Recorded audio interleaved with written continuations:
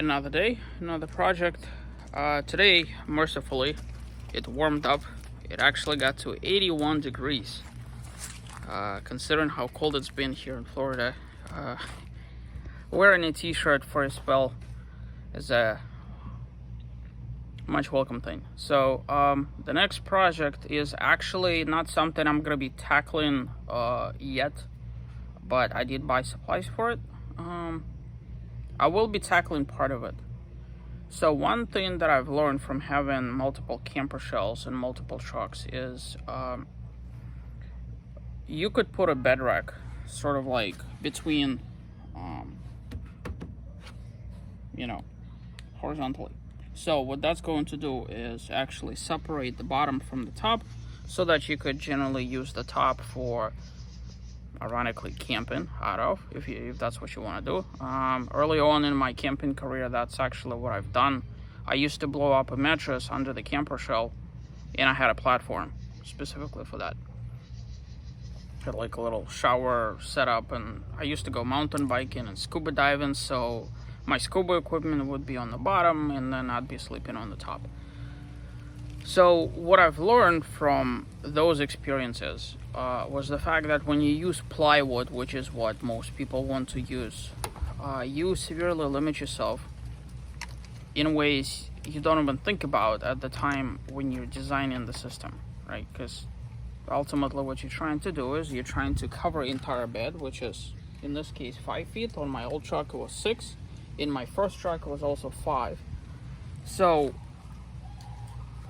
if you want to ever put something in there, like let's say you arrive at the store, you have to completely disassemble your entire contraption so that you could fit whatever that is, right? And quite often, if you make it somewhat permanent, you're not gonna be able to take it apart.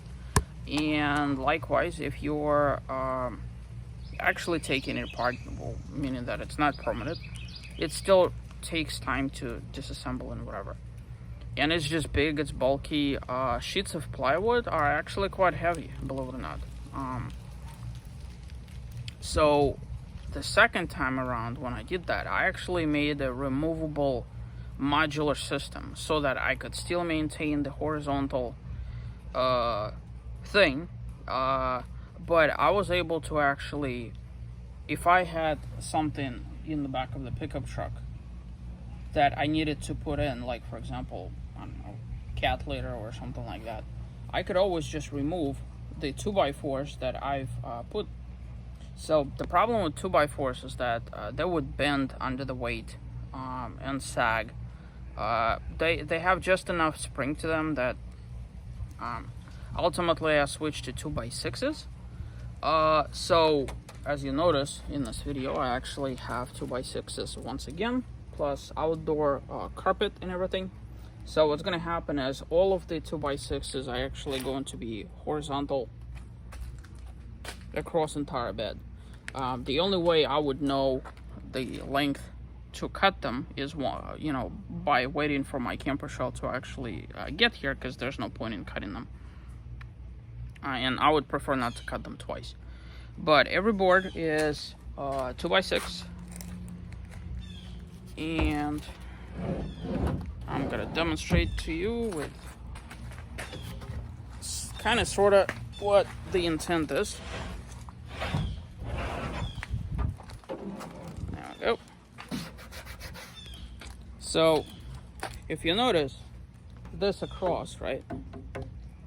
Well, that is now extra sturdy, and what's going to happen is there's going to be a whole bunch of 2x6s going all the way from the front to the back, occupying all of this. So I bought 10 boards to make up for entire bed.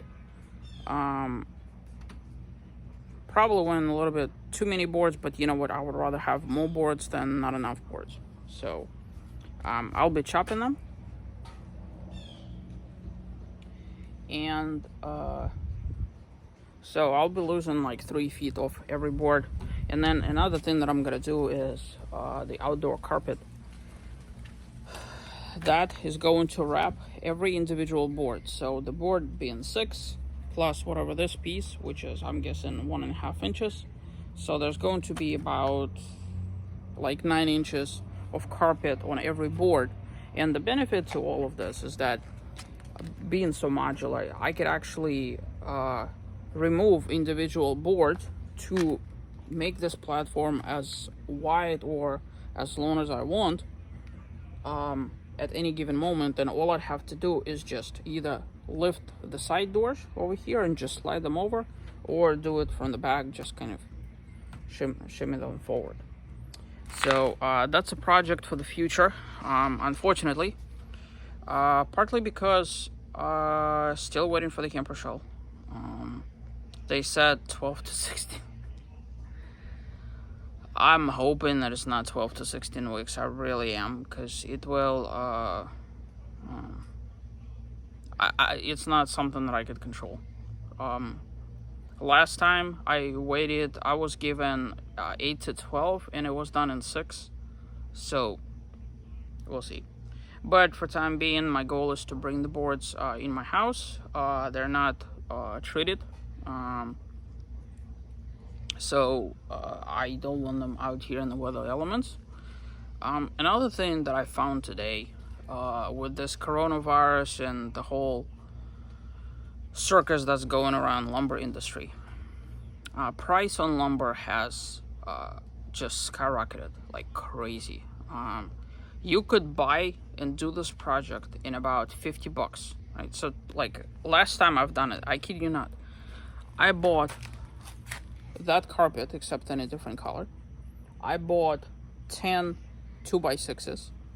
I bought a staple gun with staples that I'm still using for $50, right? So I priced this out today at Lowe's, $175 without staple gun. So I decided to go to Home Depot, and at Home Depot I paid $148, which is cheaper than $175. Still no staple gun. Isn't that crazy? Just the whole inflation, we keep talking about inflation. Well, there it is. If you've ever been to Lowe's and Home Depot lately, plywood is like triple the cost, lumber is double the cost. So is what it is. But it was cheaper at Home Depot, so that's the reason why I bought it there. So that's a project. I'm gonna be unrolling this carpet, slicing it into 9 or 10 inch strips, stapling it to every board, obviously after I get the camper shells. So this is just being shelved for foreseeable future, possibly for the next 9-10 weeks or so. But at the very least, I have the parts. Prices on lumber keep going up. That's the reason why I just decided to jump on everything and buy it now before it goes even higher. So that's kind of it. So till next time.